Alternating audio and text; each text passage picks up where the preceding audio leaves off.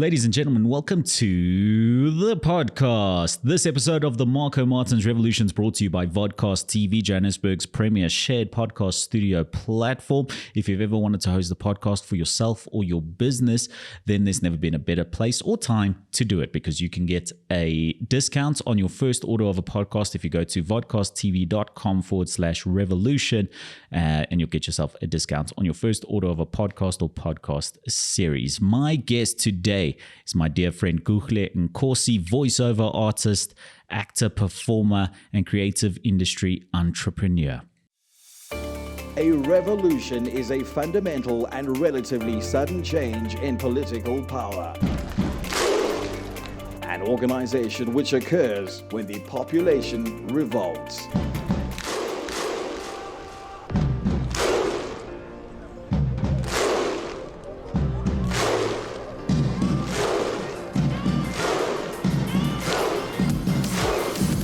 This is the Marco Martins Revolution, powered by Vodcast TV.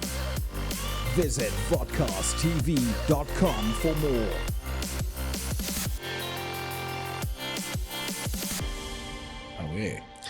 Brother, welcome. Thank you so much for joining me. Today's subject, and something that we're both quite passionate about, and you in particular have.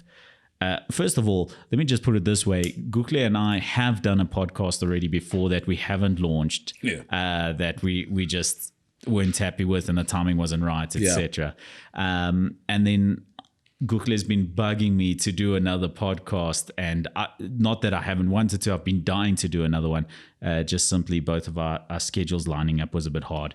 But we're here today to talk about men's mental health in the social media generation, the generation of 2022, a generation of rightfully women getting their voices heard about what they go through. However, that does translate into attack on our gender in general normally. So men feel attacked, not wrongfully so. Also, Kuhle and I don't want to get lynched for doing a podcast on men's mental health during Women's Month. But I think you had a very good point about this when I brought it up to you before, in saying treating men's mental health as a priority and fixing that is to the benefit of women, because a lot of the struggles that they suffer and the problems that they face is due to unhealthy men. Oh, 100%. Firstly, thanks for having me. And yeah, the reality is when you speak to a large number of women, you don't even need to speak to a large number of women. If you speak to a woman, then you'll quickly come to learn the consensus is men are problematic for a lot of women. And yes, there'll probably be some guy out there saying, what a simp.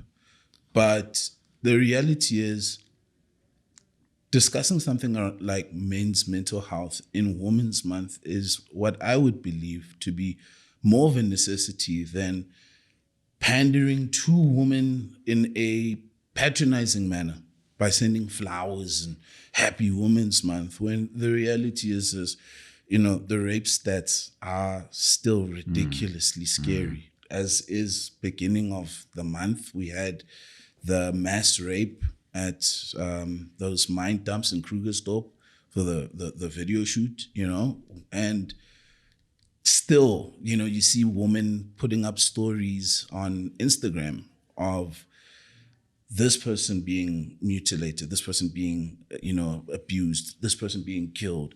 And the reality is the perpetrators, by and large, are men. Yeah. So, okay, let's dig into that. Outside of, the grotesque acts of violence, we should be looking at the mindset, Yeah. We look at social media. Yeah, the immediate thought is to look at, when you look at crimes against women, the immediate thought is to look at law enforcement, right? Like as if that's your first step, which I don't have the capability to know whether or not to argue pro or against that. Of course, there's massive nuances in it, and I'm just simply not qualified to know whether it is possible in South Africa to enforce law against this. You know, if that's going to fix the massive cultural issue that we clearly have here. If you arrest enough perpetrators and keep them behind bars, is that going to be effective enough to really solve the problem, or is the problem more along the lines of a ill society? And it's probably a little bit of both. But our immediate thoughts, as I say, go towards law enforcement. It's like, this is simply not good enough. We need to arrest more of these criminals. However, to really solve the issue, I think that it's more than that, right? No, 100%. I mean, look, law enforcement for many is a deterrent. But when you look at the stats, you know, I mean, I know a few years ago, around like 2017 at least, there was about 50,000 reported cases of rape, about a 5% conviction rate, right? So even the thought or idea of imprisonment clearly isn't deterring enough people. Again, it becomes really hard to prove. And then on top of that, you hear stories of women going to the police to report, you know, a violation, only for them to either be ridiculed by the police themselves, or even worse, the police officer on duty ends up assaulting them. You know, and we've heard that. So as much as, yes, there's the police, you know, and there are those who do their jobs, it's not effective enough. And it should be secondary to addressing the mental health issue. And I think that's the main thing. That should be the focus. Yeah, I agree with you. I think it's very different to financial crimes, for example. So like gender-based violence, rape, domestic abuse, things like this are very different to crimes that are financial benefit, right? So you can't say you have a sick society when there's a lack of law enforcement that's allowing people to steal.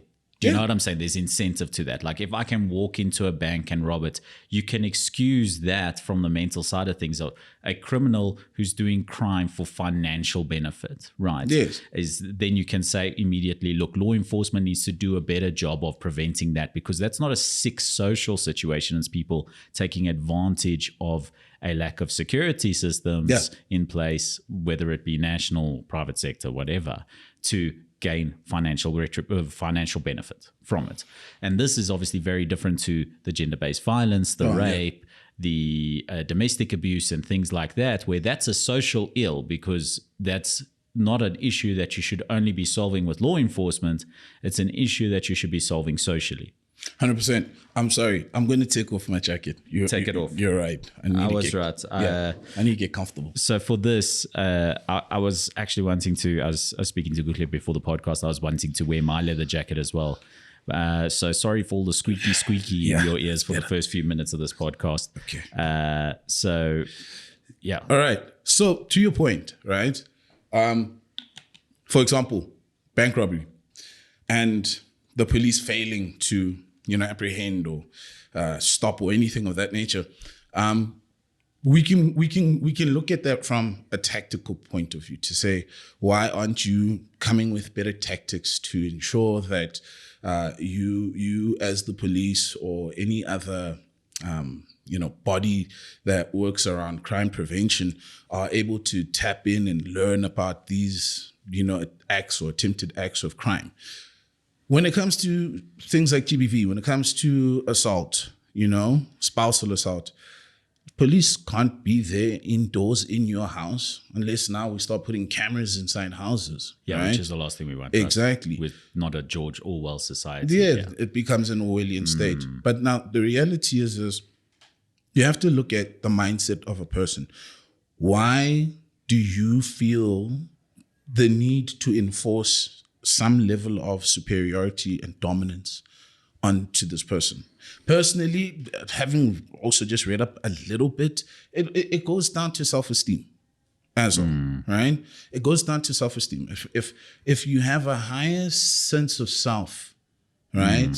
If you feel a greater sense of love for yourself, then you have less of an urge or need to inflict harm onto the next person, physically or emotionally. So if we're now talking about generations and generations of men, multi-generations, old to young, it gets passed on, right? What people are seeing. But on top of that, it's outside of it being learned behavior, you've got to look at what is happening to a person's self-esteem for them to say, I'm going to smack you. I'm going to force myself on you and take away your autonomy, right? And for me, I personally, I'm like, you have to have a severe sense of self-hate. You really have to dislike yourself because you're projecting. You're projecting how you feel onto the next person. So then the question is, why men? Why is it so disproportionate? I think it's men doing this as opposed to women. Because you'll get guys who will turn around and say, yeah, but women rape men. There are women who do this. And it's like, that's true. And then men are the perpetrators against men as well. So in men terms rape of male men. victims, Men kill yes, men. Yes. And as much as women rape men and women kill men, let's look at the numbers. Let's look at, in comparison, the number of men killing men, right? To women killing men, to women killing women. Yeah, definitely. And I think you do have to view this from a very broad perspective. That's a very Twitter and social media argument that women do it too, right?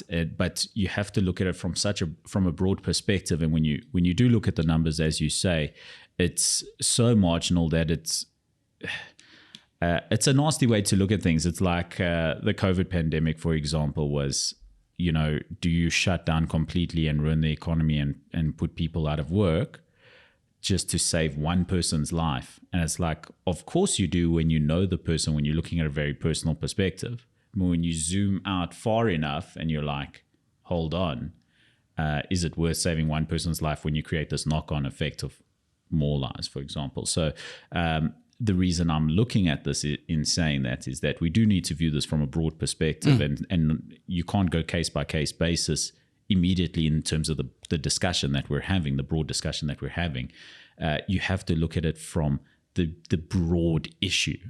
And the broad issue is, I completely agree, self-esteem issues with men, particularly in South Africa. It is a global issue, but particularly in South Africa, we have self-esteem issues that then give men permission in a way, or at least desire to commit these acts, to attack, etc. And then that self-esteem issue slips further into the problems of men who aren't committing violent acts against women or other men or anyone else, but to themselves, with the massive spikes in suicide rates as well, especially among men who don't discuss their personal issues, etc.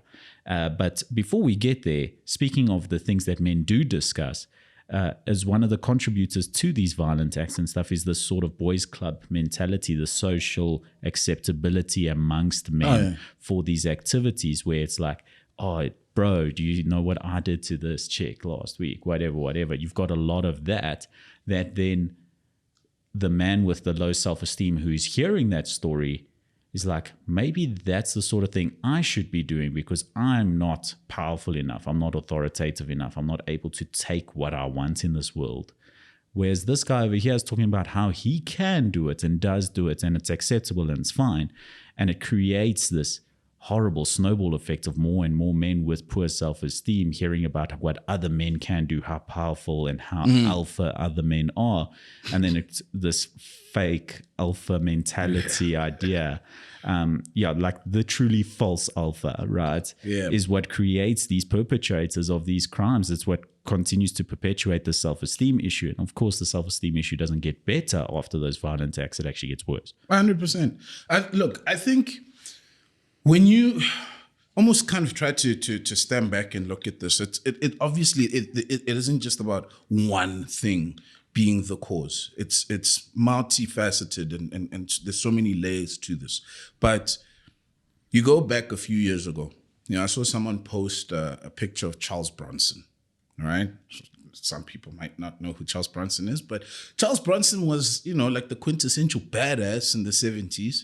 My dad used to watch like Charles Bronson movies. And I remember saying to a friend of mine, I was like, I grew up in the era, I come from the era of the Charles Bronsons and the Chuck Norrises and the Stallones and the Schwarzeneggers and the Van Dammes, right? And I remember things like Rambo 3 or Rambo 4. He gets shot in the side by like the kidneys or whatever. And there's like shrapnel stuck in him. And he's in the desert, in the Afghani desert. And he takes an arrow and he like, severs it and he heats it up and he pops open one of his bullets and he puts the gunpowder on the wound. Then he takes the hot arrow and he pokes himself and basically cauterizes the wound, right? And all he gives is like a little, and I was like, geez, what a badass. This guy's like super tough. Yeah.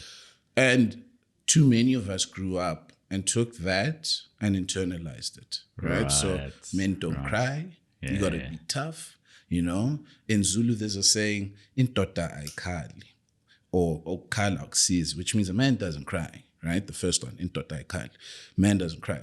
Okhala akusizi means to cry doesn't help, right? Uh-huh. So a lot of people internalize that. And you want to end up being like this Charles Bronson, Stallone, Wesley Snipes type badass Blade character, never shows emotion. As time has gone by, we've progressed socially. Mm-hmm. Women have now gotten more rights, right? People have started to talk more. There's a sect of men and boys who are embracing their femininity, right? And they're opening up and they're speaking on their emotions and they're putting on nail polish and they're dressing in skirts. And now there's this conflict, right? There's this conflict within society where there are guys who look at this and say, this isn't normal. This isn't what a man does. This isn't how a man is supposed to act. And some people could say that we've gone, from one extreme to the other. I'd say that there is a lack of pragmatism, but also what's happening is the patriarchy, right? I know it's Insal's favorite word. The patriarchy has gotten to a point where it is in direct conflict with social progressivism, right, or social progression. And you've got a sect of men, a sect of young boys who don't know where they fit in within society today, right? Being the super hardcore gangster isn't cool anymore. So what you're seeing are a group of people who maybe lack the emotional depth to interrogate themselves and what they're feeling, grouping together, coming together to almost convince themselves that there's nothing wrong with us. There's everything wrong with society. And that's where you get this whole alpha male, beta male fucking bullshit, right? Because the reality is if you're a true alpha, you don't need to be articulating that you're an alpha. It's like a guy who wants to let everybody knows that he gets women. It's like, I bag the baddest. It's like, yeah, do you? Do you really? Even if you do. But that's well done. From my personal experience, and I'm not talking about myself, but just what I've witnessed, a ladies' man, right, doesn't feel the need to tell everyone that he's a ladies' man. Because if he is telling everyone he's a ladies' man, then maybe that one lady that you want will be like, no, but you're a ladies' man, right? It's the same thing with an alpha. It's like wolves in the animal kingdom, right? It's determined who's an alpha. And not through just pissing on a tree. Yeah. Because you're going to get tested, right? You've got to then take down another wolf, another animal. Yeah. You don't see that with these guys. And I think it's the argument, it's the convenience argument of what alpha male is, right? The convenience of choosing the attributes of an alpha male that you want to reflect in your own behavior. From a convenience standpoint, an alpha male takes what he wants. An alpha male takes what he wants. Yes. Right? He eats first, but he also protects the pack. That's exactly it. He also takes on... So they remove all the leadership and the caring, all of the characteristics and the qualities of an alpha male, of the leadership characteristics, is why you are able to stay an alpha male. Not the dominant characteristics of I will take what I want, I'm violently aggressive, I can take all the woman, whatever. But the leadership characteristics, the care, the taking care of the pack, taking care of the group, ensuring that they survive and live in a certain way. Those qualities are ignored in this discussion 100%. completely. It's 100%. like, I think we live in such an evolved social environment that using very base, archaic discussions of what genetically may have controlled our predecessors, like an alpha male and a beta male and things like that, is not as applicable today. Even though I think there perhaps is some characteristics. There are certain people who walk into a room and command attention. There are certain people who are dominant and non-manipulative in their way of domination. They don't need to announce that. Where they don't need to announce it. Exactly. Which is, the classic man's man is actually still a man's man. You walk into a room, you have a certain presence about you, you command it. But there's a kindness that comes with that. It's not aggressive. It's non-threatening. It's non-threatening. Exactly. Right. You need to carry yourself in such a way that's assertive but non-threatening. Exactly. And that, I think, is perhaps what some logical people are trying to fight against, is like the idea of that you go onto social media, and the war against toxic masculinity is that even if you have a positive masculine trait, because you're so confident and assertive about it, it is pushed into the bin of toxic masculinity. So it's so we're getting into like a very weird discussion here, is that you almost can't win. But that's why I'm saying that what I'm finding as I'm getting along in age is there's just a lack of pragmatism. Like, a lot of people fail when it comes to discernment, right? So we come from an era of extreme toxicity, right? Male toxicity, patriarchy being, the order of the day. And now we're seeing extreme levels of progressivism, right? And we do need to progress. But in that progression, we should have the conversation to say, what's practical? Where's the pragmatism? And I think, when you have a group of people who have been oppressed and suppressed for eons, and they finally are given an ability to have a voice, it's almost natural that there's going to be a certain level of anger and vitriol that's going to see them losing pragmatism for a while. And hopefully after some time, things balance out.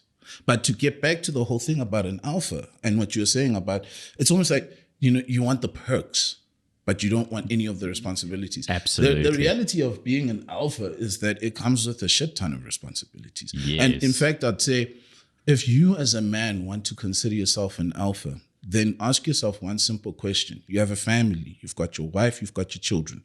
Hypothetical or real, are you ready to die for them? There's a noise outside and it's almost guaranteed certain death. The only way that your wife and your children are going to survive this, right, in this hypothetical scenario, is if you go outside, giving your wife enough time to either call the cops or get into the car and leave, all right? But that is the only way. This is the only way your family is going to survive. Are you ready to die?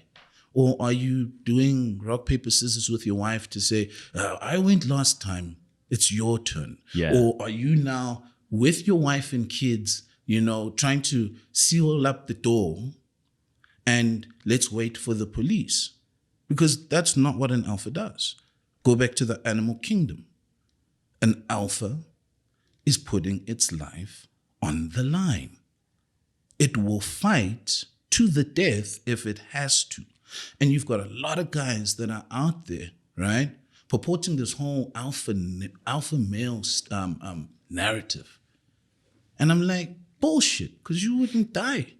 You wouldn't die for what you believe in, right? And some people might say, that's really hardcore. That's really drastic. Right? Yeah, you've used an extreme situation to make a point. But there's far more subtle scenarios of that. But the extreme situation is a good explanation of the point.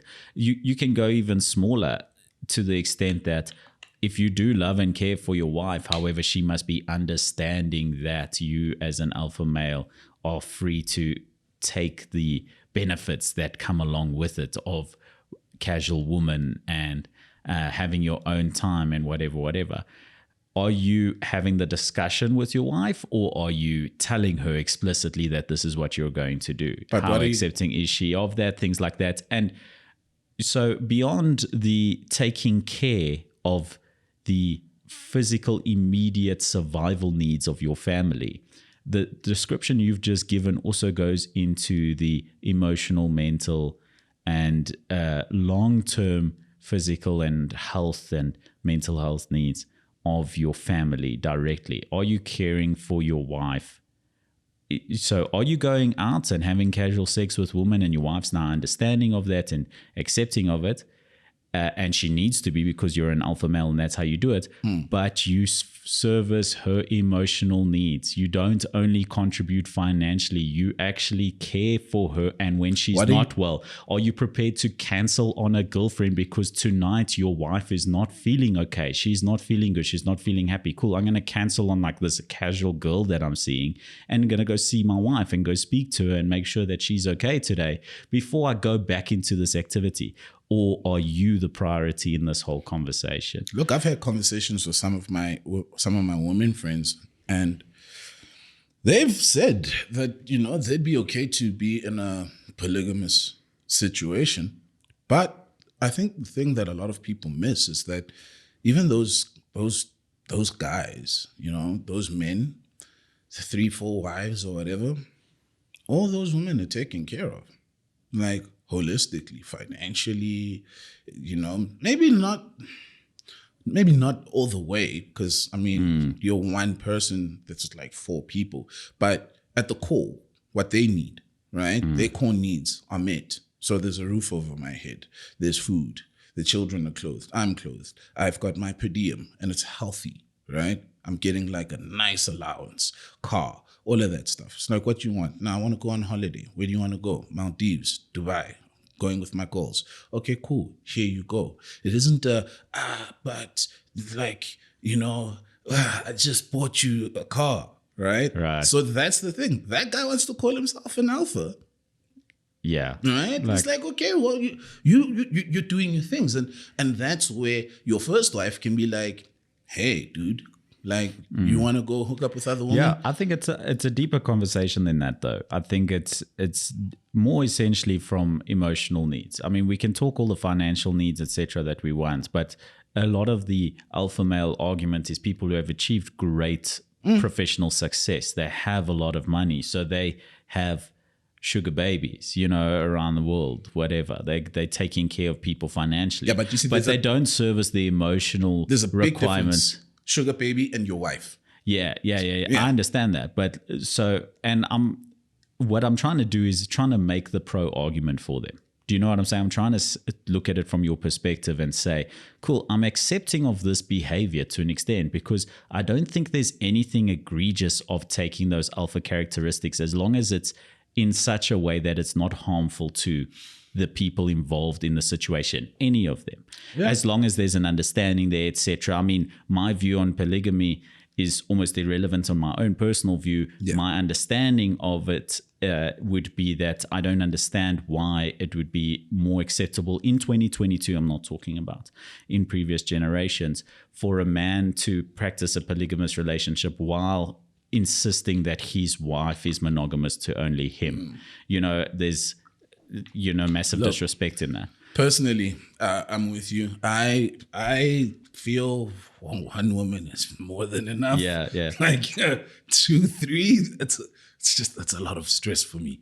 I can't speak for the women, obviously, who agree to these situations, and that's why I said, from the women friends, my female friends that I have spoken to, and you know what their reasoning would be. Some of them, at least, is that if you're meeting my needs, right, and I feel safe, like because you know, there's the whole thing about, you know, a woman seeks security, right? And if you can offer me that, if you can make me feel secure and taken care of, then cool. Your physical needs or whatnot, which, you know, are greater than that of a woman, then fine.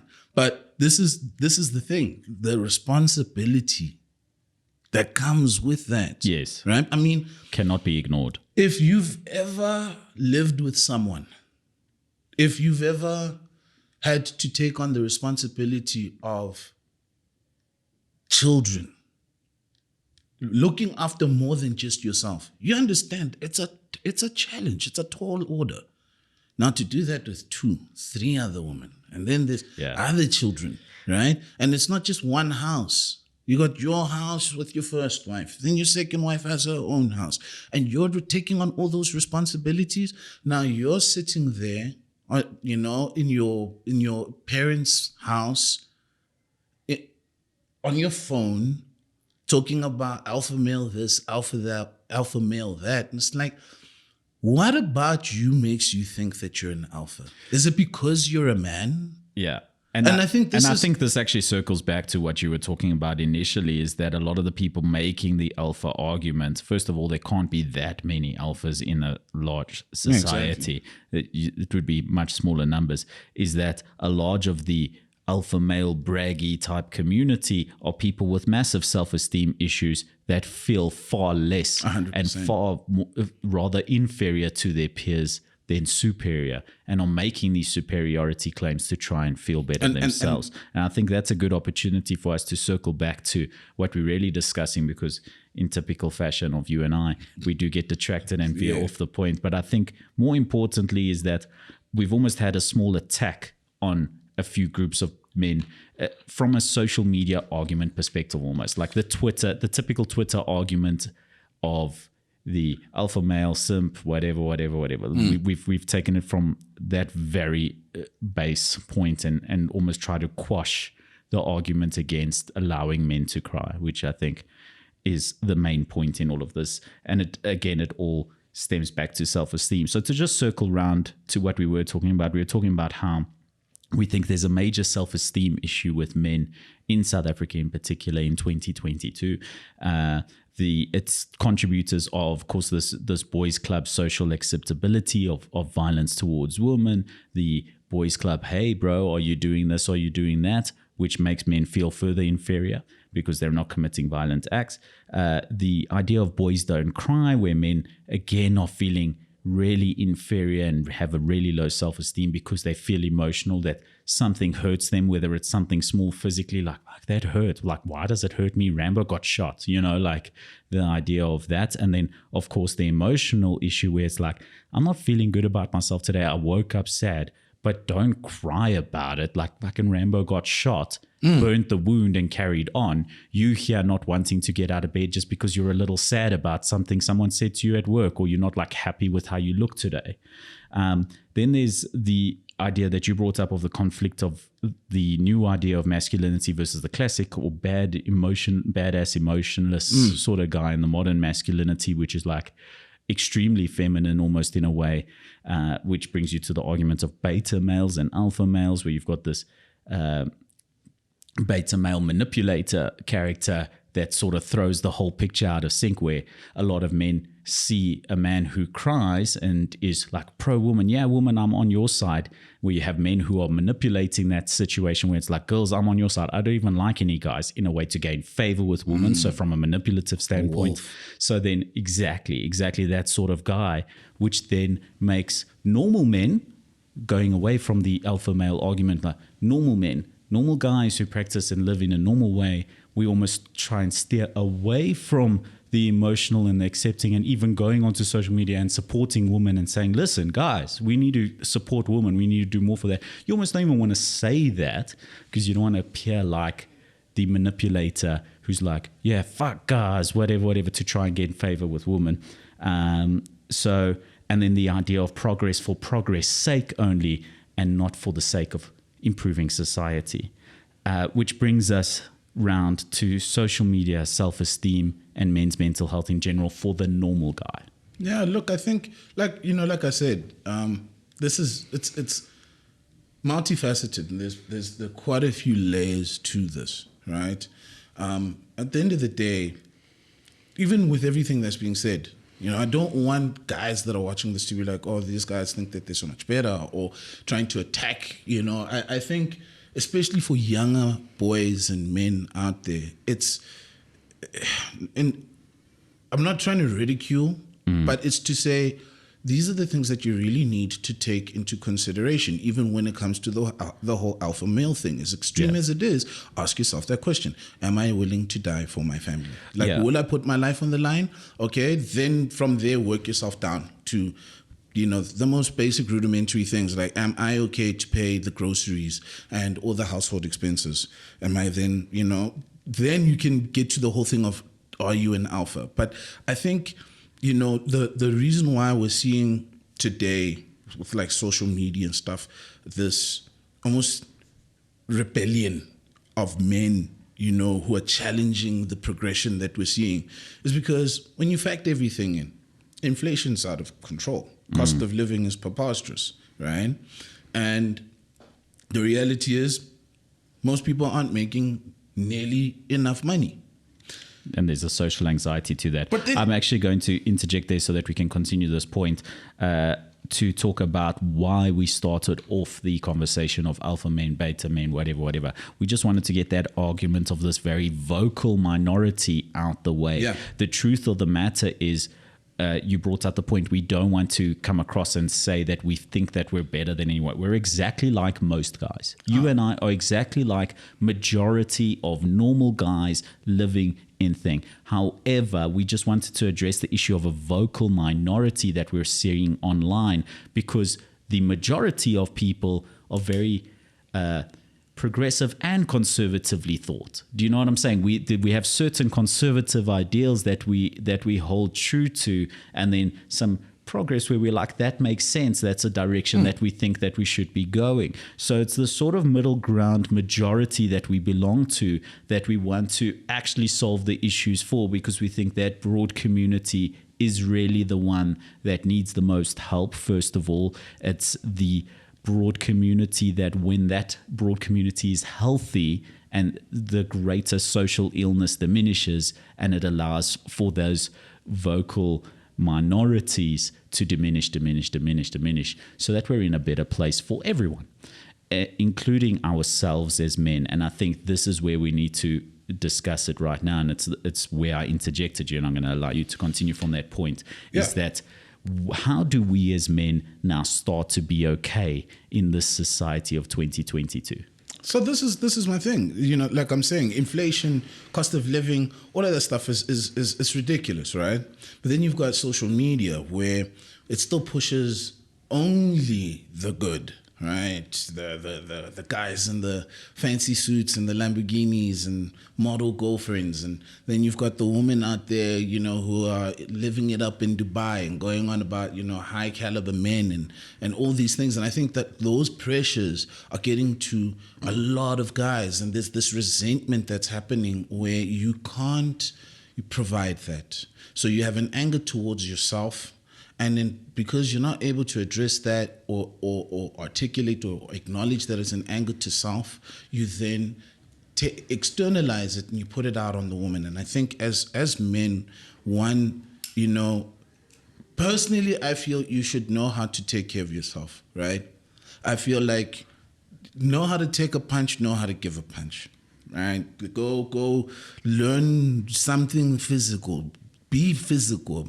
But at the same time, there's nothing wrong with crying. There's nothing wrong with articulating your insecurities and your vulnerabilities. And you need to find that balance as a human being, not just as a man. Find that balance. But speaking from a male perspective, like, be able to do something physical if you are privileged enough to be able-bodied, right? Okay, so able-bodied enough, because we do know that there are those who are physically challenged that are still able to do things with their bodies. So if you're not completely physically challenged, find something that you're able to do, but tap into your emotional side of things as well, and don't be afraid to cry, because what we're seeing is, again, you've got people like Kevin Samuels, rest in peace to him, regardless, or an Andrew Tate, who are the extremes. The rich, good-looking guy who is out here just spewing some seriously toxic shit, and because you've got generations of young guys who don't know where they fit in, who don't know, who they are in society. They take to this. And they start to see it as law. They start to see these guys almost as like these deities, these godlike creatures. And I think it's because we also have this one problem, and is as much as we can say to men, you need to talk. You need to be vulnerable. The other thing is, are people listening to men? Yeah, that's a very good point. So let's get to that point, because I think that's a whole discussion on its own. I want to wrap up these sort of practical tools for men to sort of start being more okay. Again, a lot of guys, and I think a majority of men are similar to who we are, is that we live with a lot of these modern anxieties. We live with a lot of these issues where we get depressed, we self-deprecate, we have low self-esteem at times, and we need these certain tools, and I think one of the biggest ones of being physical is massively important and underrated, is that one of the ways to build up your self-esteem and one of the ways to really make yourself feel better and improve your mental health is to be physical regularly. Lifting weights is really great for guys. Your hormone levels balance, things like that, the endorphins. So that's a really great tool. Another thing is to be honest with yourself in your comparisons. Don't make unrealistic social media comparisons. If you find yourself doing that every day, stay off of social media. And I think the other point that will assist in this is have honest, sincere, and kind conversations with other men, with your friends and your peers, because you'll find that you're not as far behind in life as you think you are, because you're not making honest and realistic comparisons. You need to be honest with yourself. The brain does these horrible tricks when you start falling into this anxious pattern that you perpetuate the cycle with yourself. I'm a loser. And then you look and you seek. It's sort of like a Dane Cook joke from many years ago that he talks about when you're crying. And he's like, when you're in the act of crying, you start looking for more reasons to be upset and cry. Like something made you sad, you cried, and you're like, and then remember in fucking 5th grade, why didn't they invite me? Those fucking bastards. I haven't cried enough. I haven't cried like, no, that wasn't, so now that you wasn't like want to cry out all of that shit. But the brain does this to you on a daily basis. So you need to be honest with yourself. You need to try and give yourself grace. This is something that women say all the time. Give yourself grace. It's so important. And they're right. And men should be giving themselves grace as well. Don't excuse your bad behavior. Don't excuse your failings, but accept them and give yourself grace on them and correct the behavior rather than be self-deprecating, right? Learn how to take accountability. Take accountability, but don't let it kill you. Yes. You know what I'm saying? 100%. So have a very good nuanced perspective on your own life. The sort of nuanced perspective we're trying to have in this debate where we were attacking the alpha male mentality, but we weren't attacking individuals, and we also didn't completely deface it. We think there is some credibility to what you're saying. However, practice it in these ways. Yes. There is some credibility to the modern progressive, but however, tackle it in these ways. A more nuanced, pragmatic approach. Correct. So I think these are some really good tools which don't address the issue of past trauma, which obviously professional therapy is very important for past trauma, like people who live a very traumatic childhood. Please seek out professional help. First of all, we're not professionals. We're just having a conversation. We're not qualified to have this debate. And if you have serious mental health problems, if you do seriously think regularly about things like suicide and self-harm, please seek help immediately. Should maybe put up a disclaimer. Look, I'm not for disclaimers. We're just having but some links to links some and help. Stuff, look, I don't know any personally. I will do some research and put some links for help. However, Google is a friend. Google is a great tool. There's Lifeline. I know Lifeline. Lifeline helped me. Great. Lifeline is free. Shout out to Lifeline. There are other free applications. However, look, I will go seek out some links. So Suicide links hotline, in the description, things like that. Yeah. Like if you're really in extreme need of help, we're not qualified to help you, but we completely, like, you're not alone. There's help out there. So just to get through these tools really quickly, the practical tools, the past traumas issue. If you've lived a horribly bad, violent childhood, things like that, get professional help to help treat those past traumas, be physical and active, and be honest in your comparisons and be pragmatic about your life. Yes. And conversations with other men, I think that's absolutely key. 100%. So let's get back into the point that you were getting to from there. With what you're saying, I think is spot on. I think, and that's why I keep saying pragmatism. Like, be honest with yourself, right? One of the things that helped me last year, like I said, I used Lifeline. I was in the pits last year. You know, I lost pretty much everything. You know, I went through a really hectic breakup. I lost all my work, so I had to start all over again. And I downsized from like this big house to like this small ass fucking apartment and stuff. And it really got to me, you know, where my ego, my self-esteem took a severe knock. And I found myself depressed. I found myself going through suicidal ideations. And thankfully, I came across Lifeline. And like I said, it's free, WhatsApp. They give you a therapist, and, you know, based on your sessions, you either have weekly or eventually like monthly. And in doing that, I got to a point where I was able to start curating what I was taking in social media-wise a lot better. So, for example, end of the year, there were those Instagram roundups like my year in 60 seconds or whatever those posts were, right? And everyone would use that song like, can we get to the good part or whatever, just catchy, trendy song. And they would do that. And in the beginning, I'd be watching these things and I'd be like, man, I ain't shit. Like, I'd watch these things and for me, there'd be like reminders of just how sucky my life had gotten.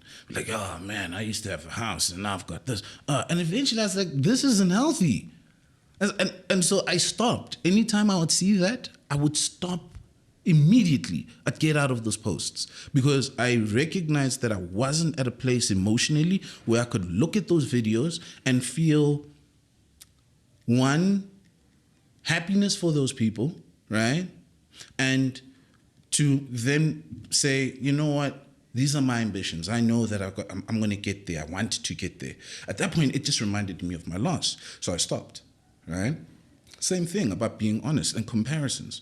Don't now, if you know you are 30 kilograms overweight, start looking at Zac Efron or looking at Usher or whoever else has a six-pack and is ripped, and then be like, why can't I be like Usher? Because, well, he spends X amount of time in the gym and you're out here eating chicken sandwiches all day. Right? So be pragmatic. I do love a chicken sandwich. Of course, though. I love a chicken sandwich. Shout out to the chicken sandwiches. Shout out. But, you know, one chicken sandwich versus like 3-4 chicken sandwiches, right? No exercise, big difference. Yeah. So be honest enough to be like, I want to get to that Zac Efron level. That's my body goal.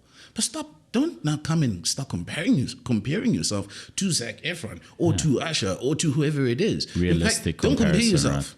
And then also don't use that to validate your worth, your self-worth. Yes. I think that's a key because point. you got to understand that a Zac Efron and Usher, whoever it is, right? Yeah. One, you're talking about a millionaire who's got a team of people behind them. You know, this is 10,000 hours that's been put in to curating this brand, this person that you're seeing. You have put in 2 minutes. So put in your 10,000 hours. And once you get to your 10,000 hours, you'll find that you probably won't be looking at Usher or whoever it is the same way you were in the beginning. Focus on yourself. Have healthy ambitions, right? Look, there's nothing wrong with having people that you look up to and say, I would like to see myself having something that resembles this. Yeah. But don't do it in comparison to. Yes, because and be realistic. You're going to beat yourself up. Yeah. And that's the thing. You'll never get there. And so every time you fall short, all you're going to do is it's going to become self-deprecating, right? Yeah. And it goes to even the point about accountability, where I think a lot of people are so afraid of taking accountability because they think that accountability means turning yourself into this sadomasochistic monk who's got the whip with the barbs and it's exactly what we need as society. All of us need to do that. Right? Every single one of us, just beat the shit out of yourself. Stop beating yourself up like I suck. I suck. No, but you're absolutely right. Be kind to yourself. Be kind to yourself. Give yourself grace. Absolutely. Because once you are kind to yourself, you increase in self-esteem. And guess what? You start to have greater love for yourself. And when you have greater love for yourself, you've got more empathy for other people. That's very key. That's a very key point, is that we're talking, like, the idea sometimes for us as men is like, in order to care for the others in our lives, like, you find a lot of suicidal people or people who aren't doing well, people who are living in a point of depression, are like, I don't give a fuck about me. I could die today. I don't care. I care about my family. They're what's important to me, things like that. And it's like, dude, get healthy for them. Yep. Get healthy for them. Be okay for them. Be more healthy and love yourself. Love yourself first so that you can love them. So I think that's another point to bring up, is that men don't talk about that. Like, that's an admirable thing to say. I don't give a fuck about me. I just care about my family and my loved ones, and I could die today. I don't give a shit, whatever.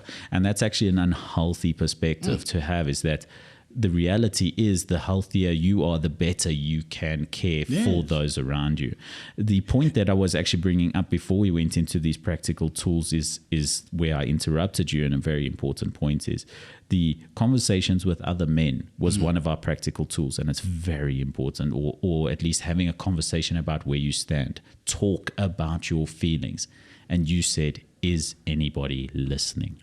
Okay, so that's the thing, right? We can go on about all the things that we need to do as men, and it's a lot. And I think that's one of the big ones that tends to come up a lot, is talk about your feelings. Talk about it. Let it out. And look, I used to have this the segment on Power FM, and one of the shows we were talking about relationships and men and speaking up. And a couple of the guys that called in were like, nah, I'm really not trying to talk to my wife, really not trying to talk to my girl. And even on social media, you know, a lot of men say this, and it's like, why? And it's like, because it gets thrown back in my face. Right? And that led me to then ask, as much as we're saying, like Ricky, you know, he tragically took his life, and rest in peace to him. And when that happened, I put out a post on Facebook, and I said, you know, if you're going to be out here telling men to speak up, make sure that you show up. Make sure that you're there to listen. Don't tell me to speak up if you're not going to listen to what I have to say. And that's, I think, the problem is, who are we talking to? You know, because there's this therapy. Now, as men speaking to men, and this is the thing, men speak to men differently than men speak to women, and vice versa.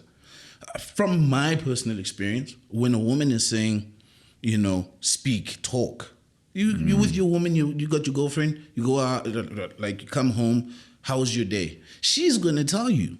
Right? Yeah. At least my experience. She is going to tell you, oh, no, my day, this, that, and the third. And then Marco did this, and then Tembi said this, you know, Maslochelo said that, and then Caroline did this. And it's like, oh, okay. And for her, she's talked. She's told you about her day. She's told you about her feelings, because she's also like, and when Marco did this, it made me feel like this. How was your day? Like, well, you know, went to work, did the usual. Right? It's like Marco's not talking. And even though that is an oversimplification, very much so. Even though that is an oversimplification, when men do delve into the issues they had that day, it's very physical or practical, real issues without the emotional element of it. You would hardly hear, well, this and this happened, and this is how it made me feel. Now, and when men do tend to speak, right? When it gets to the point of men speaking, then it's like, I'm going into the meat and potatoes.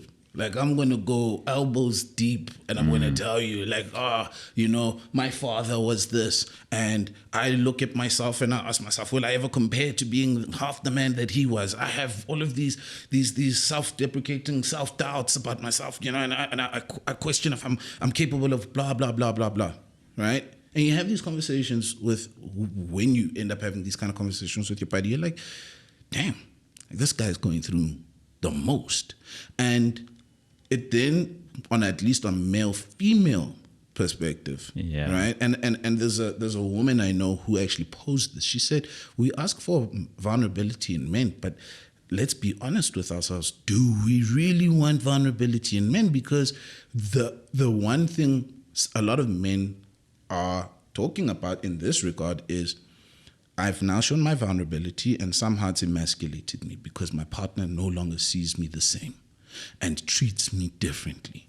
And so that's where you get guys saying, I'd rather not open up because it gets thrown back in my face. Yeah. So who's listening? Yeah, right? so we're talking about an environment of safe vulnerability when men are speaking to women, when they're speaking to their partners.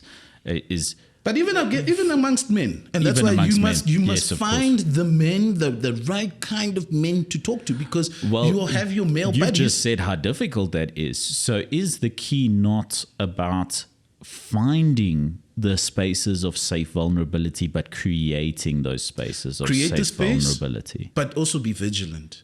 Like, just you spend time with your buddies. Who's the one who's a little bit more vocal? Who's the one who will ask you certain questions like, dog, are you okay? You know, are you all right? What's going on? You know, maybe that's somebody that you can speak to. The guy who makes a joke out of everything, maybe that isn't the guy that you should be speaking to about your innermost, vulnerabilities. Maybe you need to be the safe vulnerability place for that guy who's making all the jokes. Maybe you need to be the one like, dog, is everything okay? Like, you good, dude. You make a lot of jokes. Maybe it starts with you, but if you find that you need to talk to somebody, I'm just saying, like, you are at a point where you need to speak to someone, then maybe that's not the guy to talk to. The guy who's always making jokes of something. Until there is a space where he is also able to lower his guard, stop making a joke out of everything, and now come and be like, yo. Why are you attacking jokesters, bro? No, there's nothing funny wrong guys with, are funny guys. No, there's nothing wrong with jokesters. Come on. You know, we need them. No, I hear you. I hear you completely. Is that, sometimes our best friend is the person we want to speak to about things, and they're not the person who should be spoken to.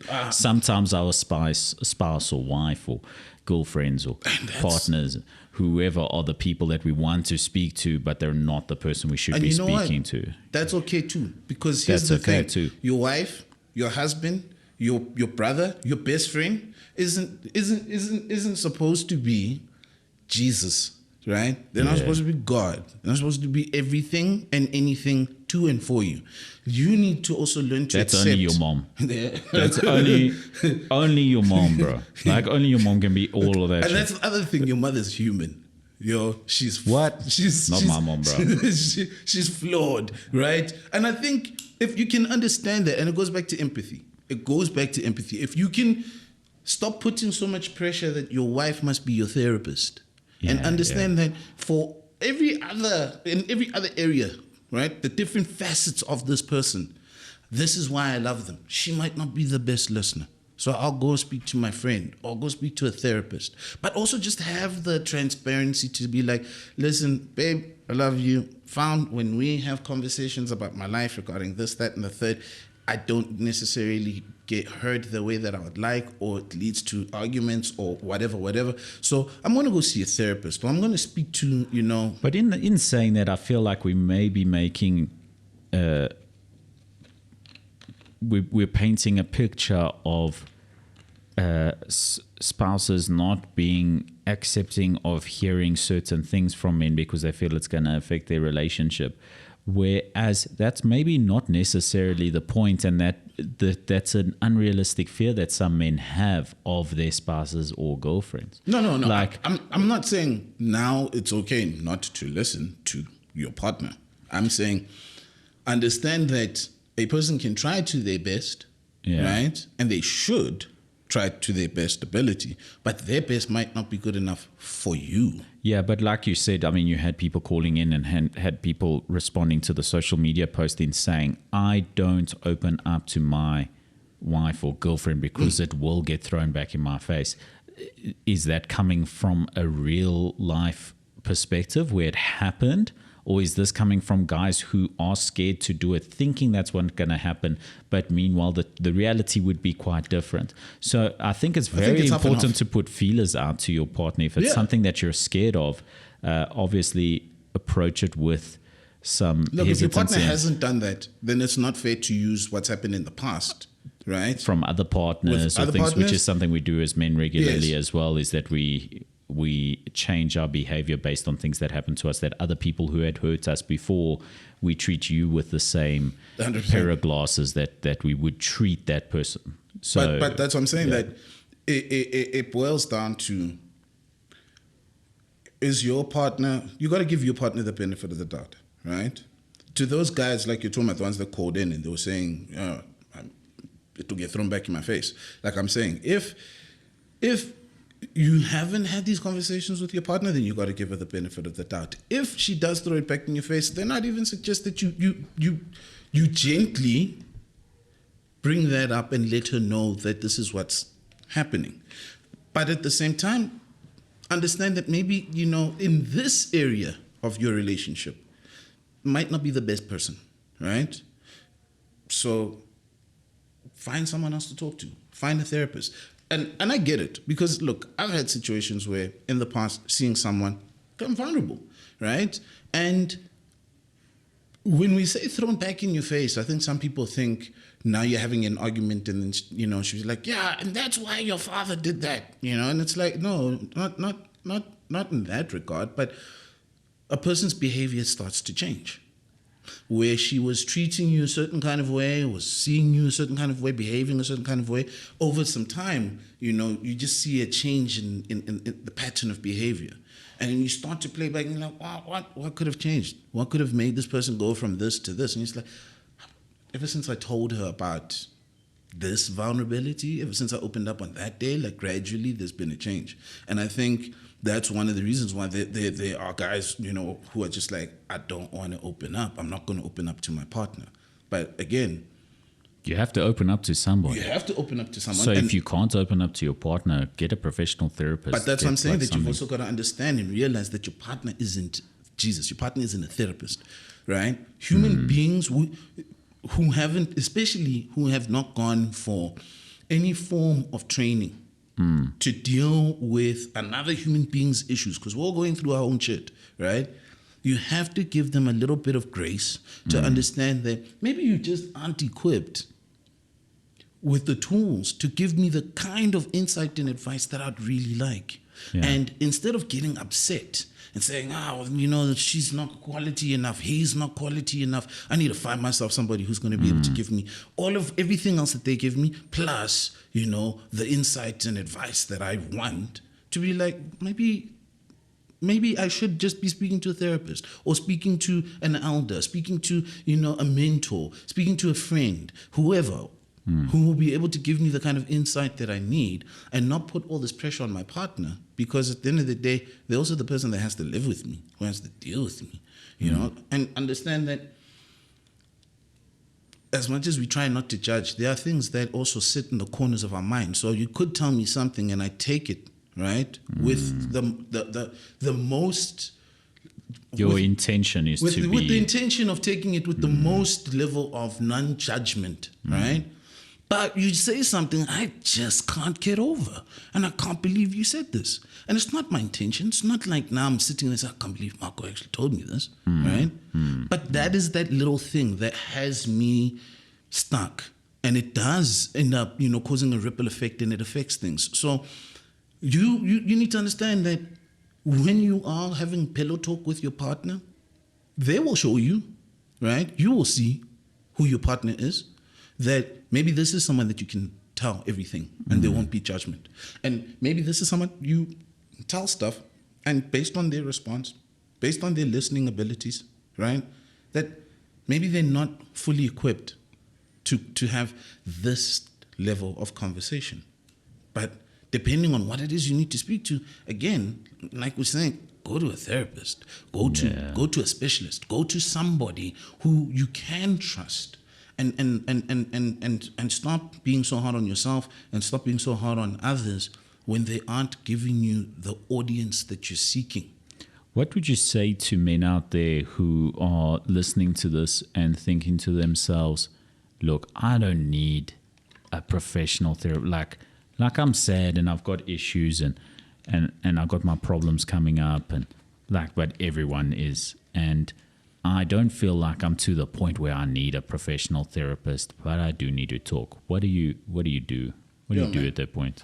Because the reality also is there's a massive shortage of mental health professionals in South Africa, like a massive shortage. There's I looked up the stats recently. I don't remember them offhand, but there's a very, very small pocket of mental health professionals who are qualified, who are servicing a massive population, and they just simply cannot. There's just a massive shortage on qualified mental health professionals servicing a very, very big population.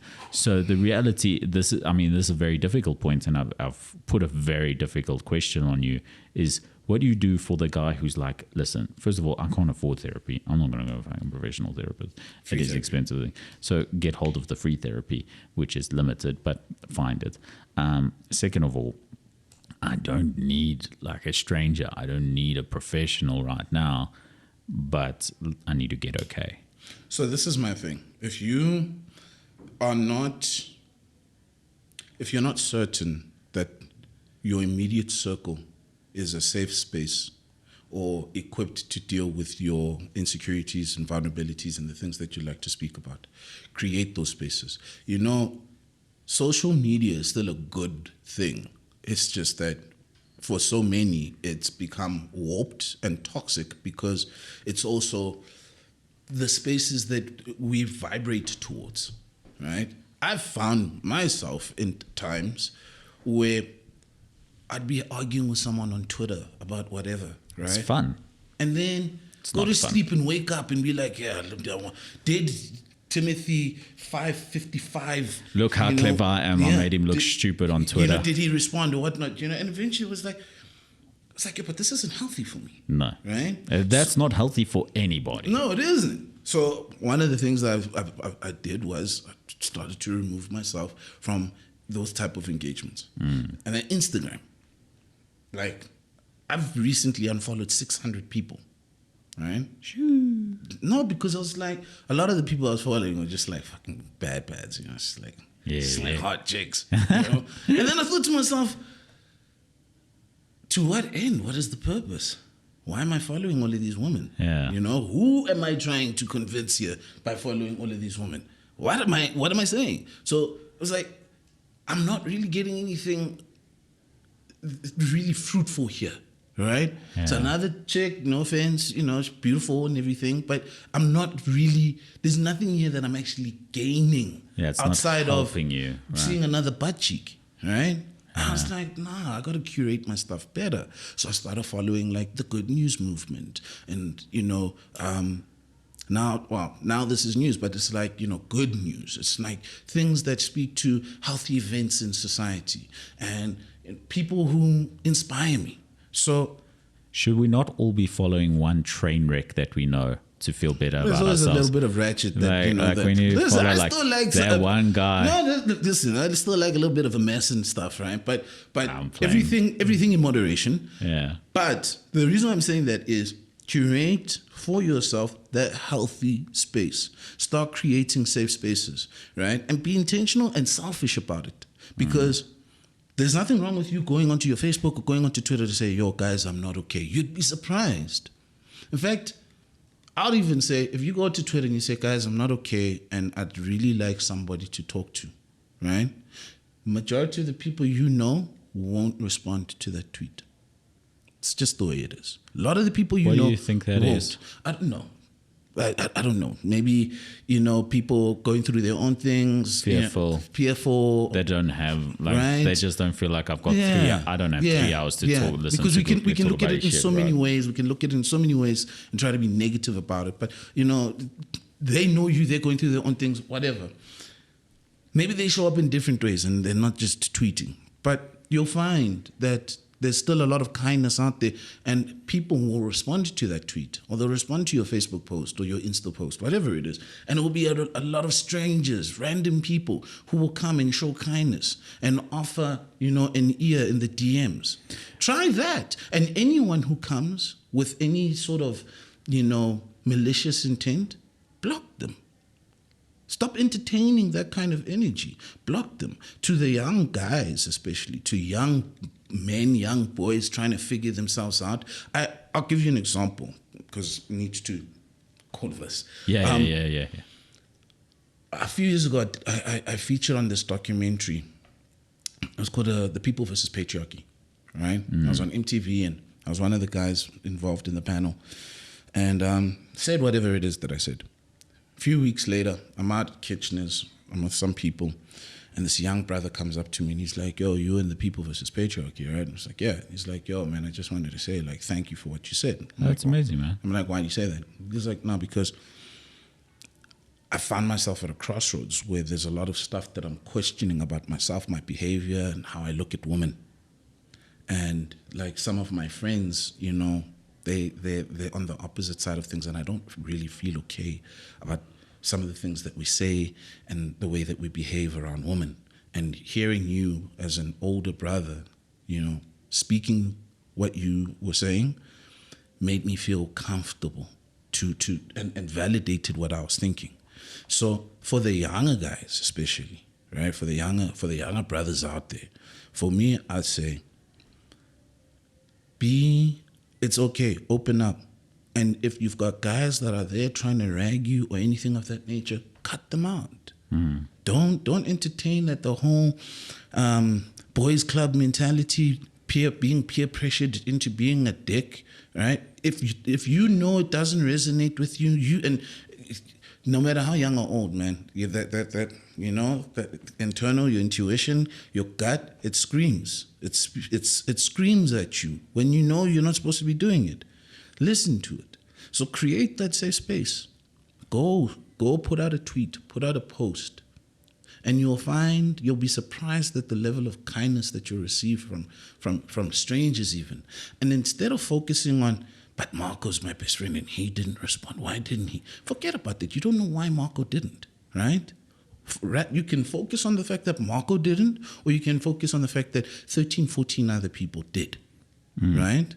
And through time, you'll get to see why Marco didn't respond. And it could be the complete opposite of whatever negative thought that you had. Maybe Marco didn't respond because he's going through his own shit. Or maybe because Marco is planning to come to your house with the 6-pack and talk in person. But don't focus, rather, instead of focusing on Marco or that one person that you know who didn't respond to your plea, look at all the other people that did. You know, learn not to take it so personally that you push away all of the help that is being sent your way.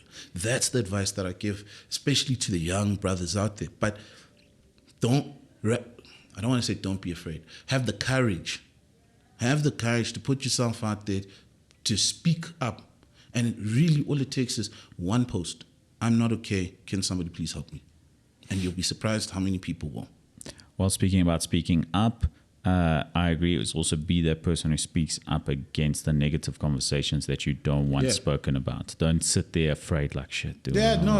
Listen. Don't be bullied into conversations that you don't feel right to. Speak up and defend kindness, defend empathy, defend weakness. Yeah, defend the weak. Because someone's going to call you a simp. And here's the thing. This guy will come and be like, she's not going to sleep with you, bro. When someone says that to me, right? Or if I see someone saying that, I'm just like, that speaks more about you. That in order for someone to show kindness, there's got to be some sort of incentive to it. Right? Listen, good comment. You got a laugh. Haha, well done. Right? It's like you are saying that because the only way you could show empathy or kindness is if there's a reward that you get to sleep with that person. That's not why I'm doing it. That's why you perceive it that way. And most of the time, the people that are calling simps or this, that, and the third can guarantee you 9 times out of 10, they're not saying the shit to your face. Yeah. And they have self-esteem issues themselves, and that's why they're saying is to try and make themselves feel better. So to wrap this up, first of all, Kuhle, thank you so much for being vulnerable. We will bring it back. I think it's a lot to listen to for someone to sit down through this whole session. I think it's a conversation we need to continue to have, and we need more voices like yours. Not only is it a great voice, and that's why you get the big bucks for saying brands' names on the microphone. We all need bigger bucks, dude. Yes, but what you have to say is so incredibly important, and I think it's not only necessary, it's fundamental in the progress of our society, especially in South Africa. 100%. Thank you. And so just to go through what we've discussed and just surmise it, thank you for really bringing up and going at heart of the self-esteem issue with men being one of the issues with women. Obviously, we really care for our women in South Africa, and we want to celebrate you this Women's Month. Men, we want to improve our self-esteem. Let's do it together.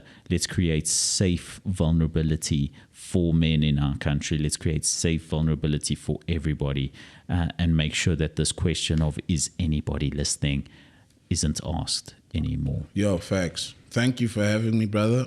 Much appreciated. And yeah, man, anybody, you know, I'm not Jesus, but I'm here to help.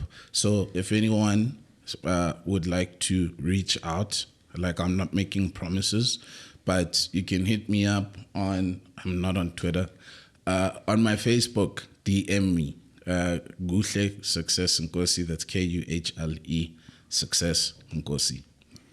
Like the national anthem. So, yeah. It's an easy one to find. Yeah, man. Just show a little bit of kindness, a little bit of empathy. And again, thanks for having me. And we definitely need to continue this. And I think have, you know, some sisters with us for the second part, or maybe, you know, the conversation after that. But this is vital. So thanks for providing the space for us to have this conversation. You're so welcome, and again, thank you. That's Kuhle Nkosi. This has been a Marco Martins Revolution episode powered by Vodcast TV. If you've ever wanted to host your own podcast that looks, sounds, and feels a little bit like this one, of course, your subject matter will probably be a bit different. This is Vodcast TV production. Go to vodcasttv.com/revolution for a discount on your first order. From me, for now, it's goodbye.